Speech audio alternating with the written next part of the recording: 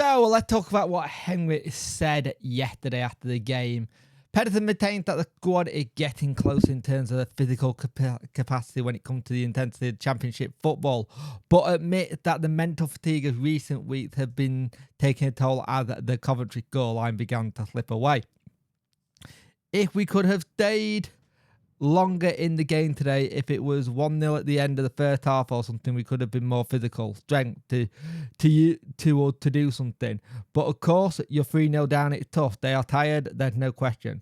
They used so much energy and so much mental load to perform again and again, but still, I think we are much further on the physical level. To be 3-0 down was the toughest part. Of course, we always fight from the physical side, but the boys have made big steps in that direction. The belief and confidence that they played with the 1-0 and 2-0 strong after the boys, it's important that we don't have to elevate too much from the second half. Of course, it was mentally tough challenge for the boys. Whether he changed anything, it was nothing. He said not at all. He said he thinks the team that started today was the right team. How we played in the first half and many was the right way. The set pieces, losing ball, offside goal cost them. We did a lot of things right, even though we were 3-0 down. It's easy to say when you're 3-0 down that everything's not good, or 3-0 up everything is good. But we have to have more colour in the pictures, and I may not have changed everything. He also spoke about the pitch invasion and basically turned around and said he's glad it didn't go on for a long time, but they understand why it happened. I know some people have seen the whole thing with Barry Bannon trying to talk to fans, but he's going to do like club captain. It's one of those things, you look at everything that's going on with Wednesday in a minute and you just see it all and you're like, it's just one thing after another, and then you throw in, say, the next thing to throw in, which is the whole situation today. There's been an article by Nixon, which is talking about investment. And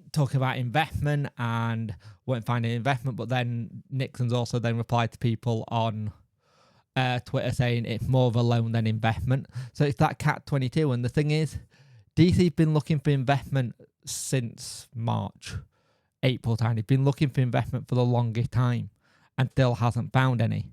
And I think you've got that situation where you keep seeing him look for investment and it's just not there.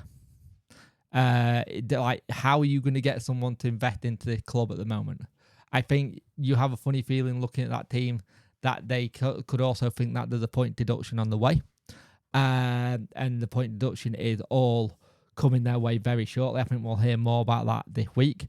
I think it's something like a 10 grand fine we are potentially getting for the pitch invasion. There will be some people who will be very much like against it, and well done people, but at the same time you've got to think of how many stuff that's happened at the moment. There's point deduction, there's going to be fines as well for not wanting to pay stuff. You've got stuff with HMRC. If he doesn't start finding money for HMRC, they can put a winding up order in place. Very, very simple. They can wind us up and they can start running that procedure. The article that Nixon said, it basically turned around and goes, he's looking to try and find money to see out the rest of the year. So you're trying to see out the rest of the year. So come January, that says to me, you're then going to start selling players again. So you're looking at Brown, Weaver, Charles again.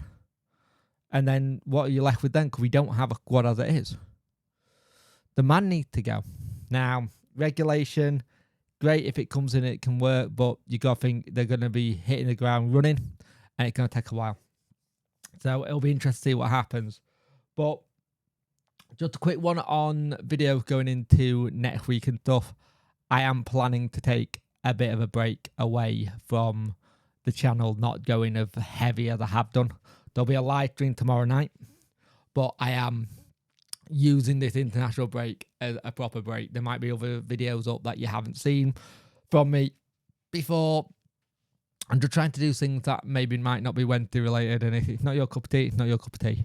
But I need to start looking at other videos or other creative ways for me that are not Wednesday at times, because it takes a toll on you. It takes a toll on you covering this club. I love it, don't get me wrong, but it takes a toll on you. So this break, international break, I am planning on trying to do less if I can. limited it to one video a day. And that could be that a video just goes live at like 6 o'clock and it's just a breakdown of the entire day's news instead of it being video after video after video. I'm trying to find different ways of doing it. Also, before we end this video, it would be wrong of me to not have the situation that we are all shocked and saddened by the death of our former owner and chairman, Milan Mandaric. He was 87.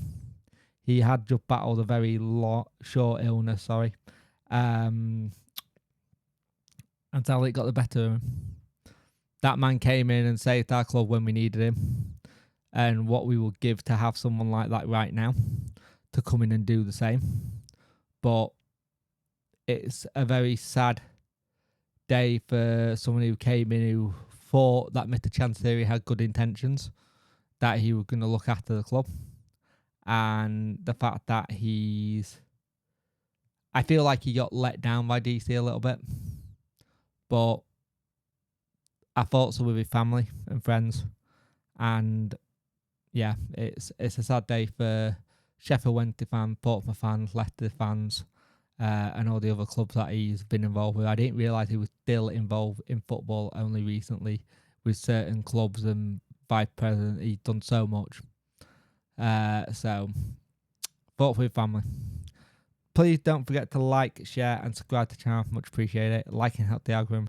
Sharing gets in front of people's faces, and subscribing let me know you like the channel.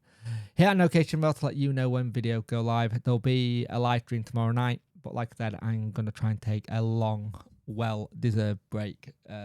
Mixture of A, feeling like crap in terms of illness, and B, I need a break. I need an actual big break, because never got one this summer with everything that was happening, and I normally like to have a long break if I can in the summer, and it just never happened. It never materialized, which is not what I want to do.